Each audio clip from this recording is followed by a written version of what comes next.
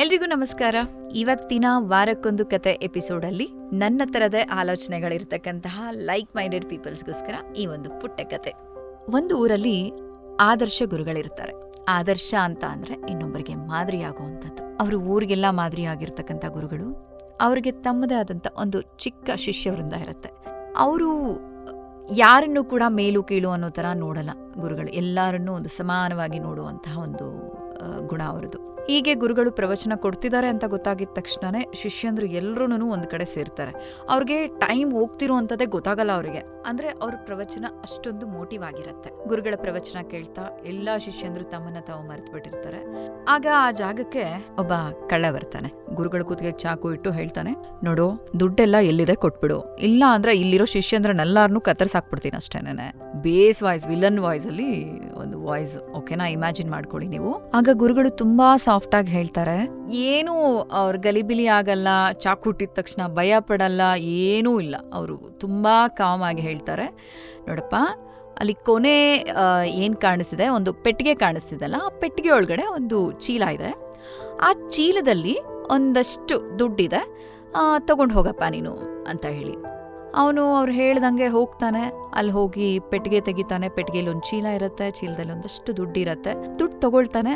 ಆಗ ಗುರುಗಳು ಅವನ ಕಡೆ ನೋಡೋದು ಇಲ್ಲ. ಹೇಳ್ತಾರೆ, ನೋಡು, ಎಲ್ಲಾ ದುಡ್ಡು ತಗೊಂಡ್ಬಿಡ್ಬೇಡ, ನಾಳೆ ನಾನು ತೆರಿಗೆ ಕಟ್ಟೋದಿದೆ, ಅಲ್ಲೊಂದು ಚೀಟಿಲೊಂದು ಎಷ್ಟು ದುಡ್ಡು ಕಟ್ಟಬೇಕು ಅಂತ ಬರ್ದಿಟ್ಟಿದೀನಿ, ಅಷ್ಟು ದುಡ್ಡನ್ನ ಬಿಟ್ಟು ಉಳಿದಿರೋ ದುಡ್ಡನ್ನ ತಗೊಂಡು ಹೋಗು ಅಂತ ಗುರುಗಳು ಹೇಳ್ತಾರೆ. ಆಗ ಅವನು ಹಾಗೆ ಮಾಡ್ತಾನೆ. ಅವ್ರು ಎಷ್ಟು ಬರ್ದಿಟ್ಟಿದ್ರು, ಆ ಚೀಟಿಲಿ ಎಷ್ಟಿತ್ತು ತೆರಿಗೆ ಕಟ್ಟಬೇಕಾಗಿರೋ ಅಷ್ಟು ದುಡ್ಡು, ಅದನ್ನ ಅಲ್ಲಿಟ್ಬಿಟ್ಟು ಅವನು ಉಳಿದಿದ್ದು ಹಣನ ತಗೊಂಡು ಹೋಗ್ತಾನೆ. ಮತ್ತೆ ಅವನು ಹೋಗ್ಬೇಕಾದಾಗ ಮತ್ತೆ ಗುರುಗಳು ತಡಿತಾರೆ. ಅವನ್ನ ತಡ್ಬಿಟ್ಟು ಹೇಳ್ತಾರೆ, ಅಲ್ಲ, ನಿನ್ಗೊಂದು ಥ್ಯಾಂಕ್ಸ್ ಹೇಳ್ಬೇಕು ಅನ್ನೋದು ಗೊತ್ತಾಗಲ್ವಾ ನಿನ್ಗೆ? ದುಡ್ಡು ತಗೊಂಡಿದ ತಕ್ಷಣ ಹಂಗೆ ಓಡೋಗ್ತಿದ್ಯಲ್ಲ ನೀನು. ಅವಾಗ ಅವನು ಸರಿ ಅನ್ಬಿಟ್ಟು ಥ್ಯಾಂಕ್ಸ್ ಹೇಳಿ ಅವನು ಹೊರಟೋಗ್ತಾನೆ. ಅದಾದ ನಂತರ ಕೆಲವು ದಿನಗಳು ಕಳಿಯತ್ತೆ. ಪೊಲೀಸವ್ರಿಗೆ ಸಿಕ್ಕಾಕೊಳ್ತಾನೆ. ಸೊ ಪೊಲೀಸವ್ರಿಗೆ ಸಿಕ್ಕಾಕೊಂಡ ನಂತರ ಪೊಲೀಸವ್ರು ಕೇಳ್ತಾರೆ, ಯಾರ್ಯಾರ ಮನೇಲಿ ಏನೇನ್ ಕದ್ದಿದ್ಯಾ ಹೇಳಪ್ಪ ಈಗ ಅಂತ ಹೇಳಿ ಅವ್ರ ಭಾಷೆಲಿ ಕೇಳ್ತಾರೆ. ಅವಾಗ ಅವನು ಹೇಳ್ತಾನೆ, ಇಲ್ಲ ಸ್ವಾಮಿ, ಇಂತಿಂತ ಅವ್ರ ಮನೇಲಿ ನಾನು ಇಷ್ಟು ತಗೊಂಡಿದೀನಿ ಅಂತ ಎಲ್ಲ ನಿಜ ಓದಿರ್ತಾನೆ. ಅವಾಗ ಎಲ್ಲಾರನ್ನೂ ಕರೆಸ್ಬಿಟ್ಟು ಕೇಳ್ತಾರೆ, ಇಂತಿಂತ ತಗೊಂಡ್ ಹೋಗಿದಾನ ಏನು ಅನ್ಬಿಟ್ಟು ಎಲ್ರಿಗೂ ಅವ್ರವ್ರು ಏನೇನು ಕದ್ದಿದ್ದ ಆ ಒಂದು ಸಾಮಾನುಗಳನ್ನೆಲ್ಲ ಅವ್ರಿಗೆ ವಾಪಸ್ ಕೊಡೋ ಒಂದು ಹಂತದಲ್ಲಿ ನಮ್ಮ ಗುರುಗಳು ಬರ್ತಾರೆ. ಗುರುಗಳು ಕಟಕಟೆಯಲ್ಲಿ ನಿಂತ್ಕೊಂಡು ಹೇಳ್ತಾರೆ. ಅವರು ಜಡ್ಜ್ ಮುಂದೆ ಒಂದು ವಿಷಯ ಹೇಳ್ತಾರೆ, ಇಲ್ಲ ಇವ್ನು ನಿಮ್ಮ ಮನೇಲಿ ಏನಾದರೂ ಕದ್ದಿದಾನ ಅಂತ ಜಡ್ಜ್ ಕೇಳ್ತಾರೆ. ಗುರುಗಳು ಹೇಳ್ತಾರೆ, ಇಲ್ವಲ್ಲ, ಹಾಗೆಲ್ಲ ಏನೂ ಇಲ್ಲ, ಏನೂ ಕದ್ದಿಲ್ಲ. ಅಲ್ಲ, ಅವ್ನು ಹೇಳ್ತಿದ್ದಾನಲ್ಲ, ಅಲ್ಲ ಸ್ವಾಮಿ, ಅವ್ನು ಬಂದ, ದುಡ್ಡು ತಗೊಂಡು ನನಗೆ ಎಷ್ಟು ಬೇಕೋ ಅದನ್ನ ಅಲ್ಲೇ ಇಟ್ಟ, ಅವನಿಗೆ ಬೇಕಾದಷ್ಟನ್ನ ತಗೊಂಡ. ಸೊ ಅವ್ನು ಹೋಗ್ಬೇಕಾದ್ರೆ ನನಗೆ ಥ್ಯಾಂಕ್ಸ್ ಹೇಳ್ಬಿಟ್ಟೋದ, ಇದ್ರಲ್ಲೇನಿದೆ, ಅವ್ನ ಕಳ್ಳ ಹೇಗಾಗ್ತಾನೆ ಅಂತ ಗುರುಗಳು ಹೇಳಿದ್ರು. ಅವನಿಗೆ ತುಂಬಾ ಗಿಲ್ಟ್ ಕಾಡಕ್ ಶುರು ಆಗೋಯ್ತದು. ಆಮೇಲೆ ಫೈನಲಿ ಅವನಿಗೊಂದು 2 ವರ್ಷ ಶಿಕ್ಷೆ ಆಯಿತು. ಸಜೆ ಆದ ನಂತರ ಅವನು 2 ವರ್ಷ ಶಿಕ್ಷೆ ಮುಗಿಸ್ಕೊಂಡು ಮತ್ತೆ ಆಶ್ರಮಕ್ಕೆ ಬಂದ.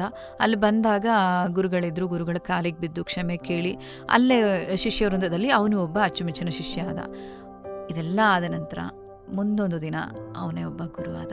ಆದ್ರೆ ಇತ್ತೀಚಿನ ದಿನಗಳಲ್ಲಿ ಕೆಲವೊಂದು ವಿಚಾರಗಳಲ್ಲಿ ನಾವು ಏನನ್ನ ಮಾಡಬೇಕು ಅನ್ನೋದಕ್ಕಿಂತ ಹೆಚ್ಚಾಗಿ ಯಾವುದನ್ನ ನಾವು ಮಾಡಬಾರ್ದು ಅನ್ನೋ ಕ್ಲಾರಿಟಿ ನಮಗ್ ಬೇಕಾಗತ್ತೆ. ಬಿಕಾಸ್ ಹೋಗ್ತಾ ಹೋಗ್ತಾ ಸ್ಪಿರಿಚುವಲ್ ಜರ್ನಿಲಿ ಒಂದಷ್ಟು ವಿಚಾರಗಳನ್ನ ನಾವೇ ಅರ್ಥ ಮಾಡ್ಕೊಳ್ತಕ್ಕಂಥ ಒಂದು ಅವಕಾಶನ ಯೂನಿವರ್ಸ್ ನಮಗ್ ಕೊಡತ್ತೆ. ಏನ್ ಅರ್ಥ ಆಯ್ತು, ಏನ್ ಅರ್ಥ ಮಾಡ್ಕೋಬೇಕು ಅನ್ನುವಂತಹ ಆಲೋಚನೆಗಳನ್ನ ನಿಮ್ಗಳಿಗೆ ಬಿಡ್ತಾ ಇದ್ದೀನಿ. Thank you so much.